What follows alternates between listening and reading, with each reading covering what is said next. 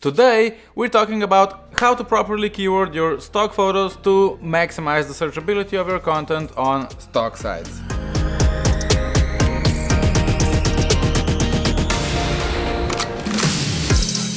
Hey guys, welcome back to my channel. If this is your first time here, my name is Luca and I'm a full-time stock photographer and videographer. If you want to level up the quality of your photos and videos and sell them online, subscribe to my channel for even more videos like this. Okay, I got quite some questions about keywording, so I hope with this video I will help you a little bit. I'll tell you why keywords are important and what you can do to increase visibility of your images. We'll also talk about things you shouldn't do or things you should avoid when keywording your images. And in the end, I'll also cover such things as titles and descriptions and why those are also an important part of the process, so be sure to watch the whole video. Okay, let's jump into it. What are keywords and why are they important? We can compare keywords to hashtags on social media. On Instagram, for example, if you want to find a specific topic, you need to search it by an appropriate hashtag. And it's the same with keywords for your stock photos, just a little bit more complex. In contrast to articles, web pages, books and similar content, which already includes text that's searchable by search engines, your stock photos and videos are visual content, and if you want buyers to find it, you have to add keywords. Keywording is usually the last step before you submit images to a stock agency, and a lot of contributors don't pay much attention to it. That's usually so because after all the shooting and editing, they want their images online as soon as possible. But keywording is the most important step in this process, so you want to take time and do it properly. In this video, I'll mainly focus on iStock keywording process because iStock is the only site that I upload my content to, and their keywording system is quite different from other stock agencies. But if you upload on other sites as well, I think you'll find a lot of useful information here as well. And if you work with multiple stock sites, I have a really useful tip for you that will save you a lot of time. If you're using Lightroom, you can add titles, descriptions and keywords to your images right there. So when you export your images from Lightroom, all that metadata will be added to IPTC data on the images. And when you upload your images to stock agencies, most of them will read that metadata and fill all those fields automatically, so you don't have to enter them separately on each site.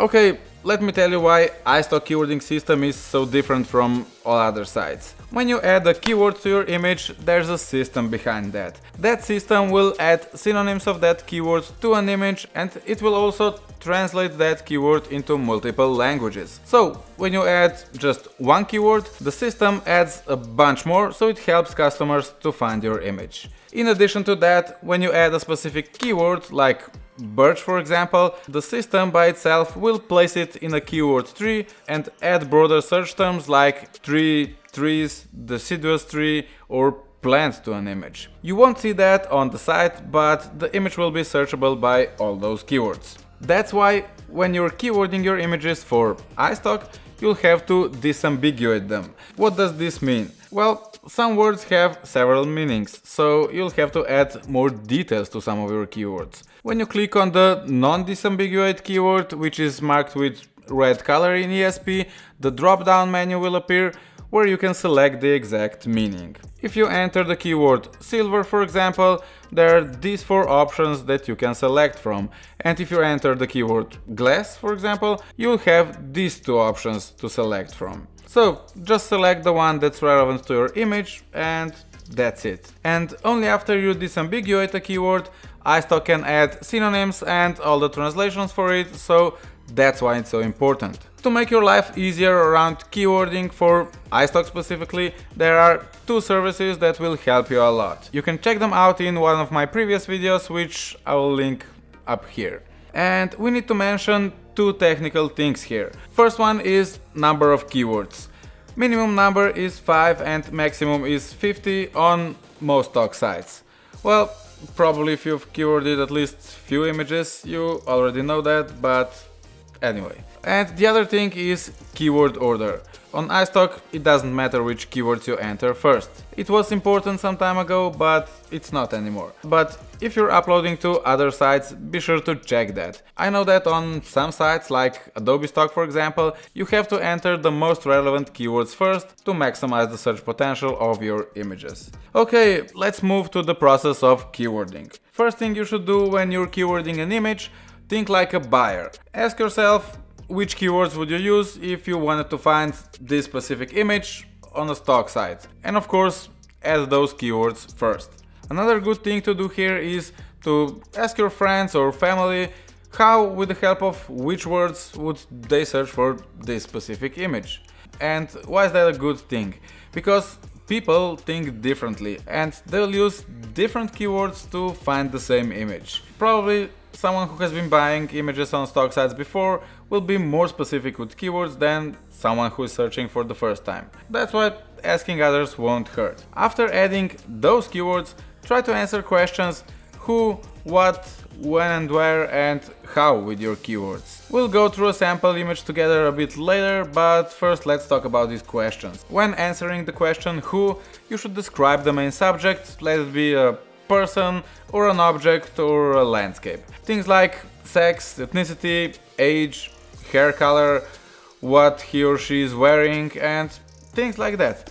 Answering the question what will help you to describe the setting, for example, what's happening in the image, actions and states like using phone, walking, looking at camera and stuff like that. Questions when and where, of course, refer to time when it was shot and the location where it was shot. So it can be day, night, morning, afternoon, dawn, and it can be indoors in an office or an apartment, or outdoors in a park or business district, for example. Also, it's very useful to add specific locations like the city where the image was shot, or if it was shot in a well-known park, for example, add that to your keywords too. It won't hurt your images, but some customers are very specific, so you can only benefit from it. Even if an image was shot indoors and the location is very generic, add location to keywords because there can be some details that can be important for a buyer. Of course, if I shoot in some small city here in Slovenia that nobody knows about, I don't add that city name to the keywords because it's probably not even in the vocabulary, and also chances that somebody would actually search for that location are close to none. But of course, if I shoot in Ljubljana, the capital city, I add that just in case. One more question is how. I'm not sure if this is the right question, but here I'm actually referring to technique, how it was shot, or the concept of the image. You can add keywords like selective focus, focus on foreground, blurred motion, long exposure, and so on. Okay, once you answer those questions, you're pretty much done. Usually that's more than enough, but one more thing you can do is to search for similar content that's already online and check if you find some keywords that you missed or you just didn't think about. That's especially useful if English is not your native language and you don't know all the phrases and expressions. For example, the keyword Silver Surfer. It refers to an older person who is a regular or enthusiastic user of internet. But if I didn't search for similar images, I wouldn't know that. Okay, let's jump to the computer and keyword one of my images, and after that we'll cover some more do's and don'ts about keywording. Okay, as you can see, this image is from a street in Tokyo. And if I ask myself, how would I find this image? The first few keywords that will come to my mind would be business people, city, street, crowded, rush hour. So I'll add those keywords first. And after that, let's move to those questions that I've talked about. To answer the question who, or to describe the main subject of the image, we can start with simple keywords like people, men, women, adult, adults only, and continue with keywords like crowd of people, large group of people, pedestrian, commuter, unrecognizable person.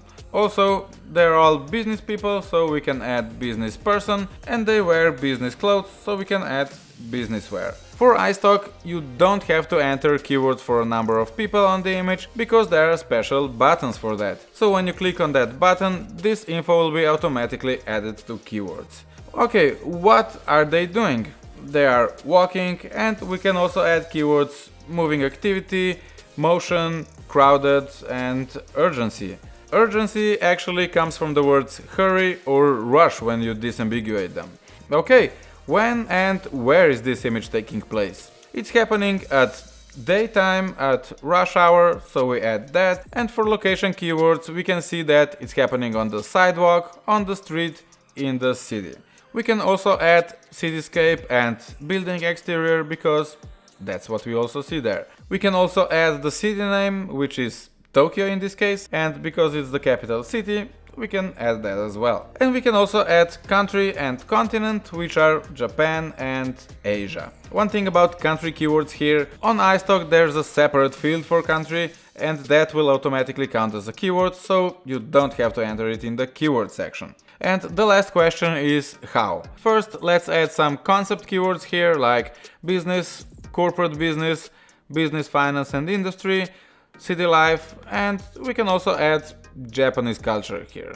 And the technique keywords that we'll add here are blurred motion and long exposure. And that's pretty much everything that we need. Okay, now as we have finished, I'll tell you a few more things you should know about keywording. One thing is to only use relevant keywords. You don't want to add spammy keywords to your images, and there are good reasons for that. The first reason is that when you add a keyword that's not relevant to your image, that image will be showing up among relevant ones when somebody will search by that keyword. What will happen is nobody will click on your image because that's not what they searched for, and the algorithm will assume that the image sucks, so it will push it somewhere in the back, and all your hard work and effort will be pointless.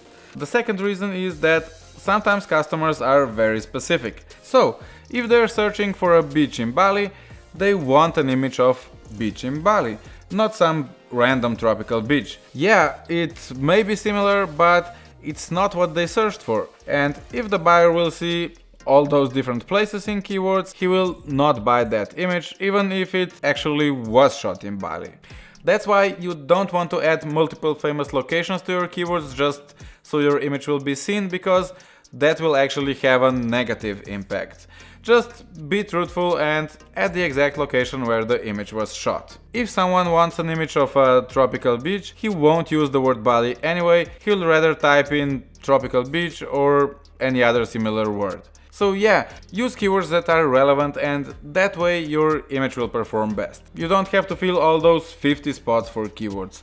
Adding 30 or 40 relevant keywords is more than enough. One more thing that you should be aware of is to avoid brand names and trademarks in your keywords. Images can be rejected for such things. If there's an iPhone in the picture, you must not use the keyword iPhone, but you'll have to replace it with something like smartphone, mobile phone or cell phone. You'll also have to replace iPad with digital tablet, and you'll have to replace TRX with suspension trainer, for example. If you want to learn some more stuff about copyright, I have mentioned a few things in this video, which I'll link up here.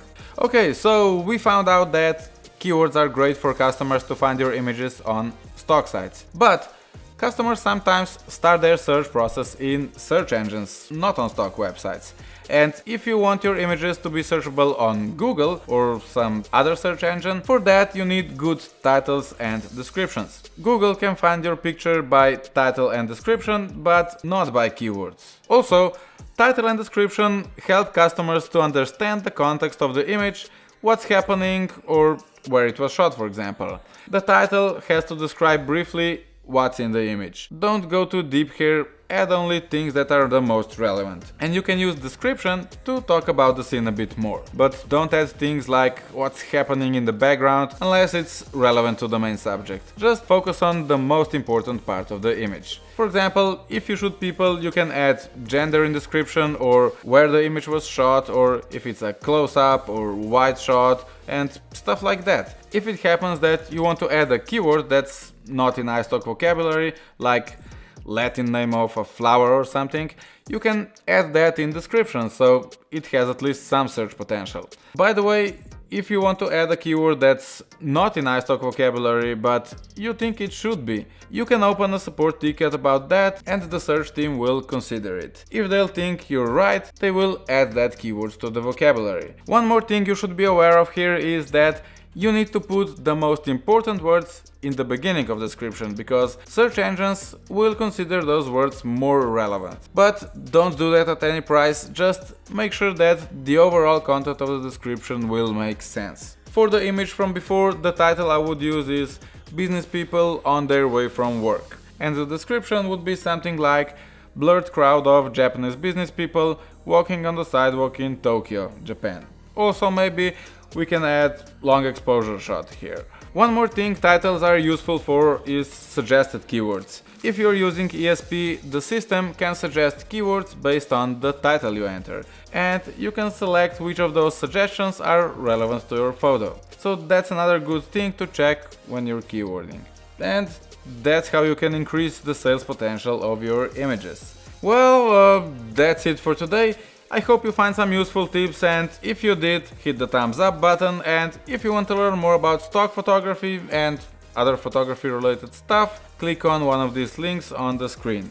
And of course, don't forget to turn that subscribe button from red to gray and hit the bell, follow me on Instagram, and if you have any questions, let me know. Thanks again for being here, and I will see you in my next video.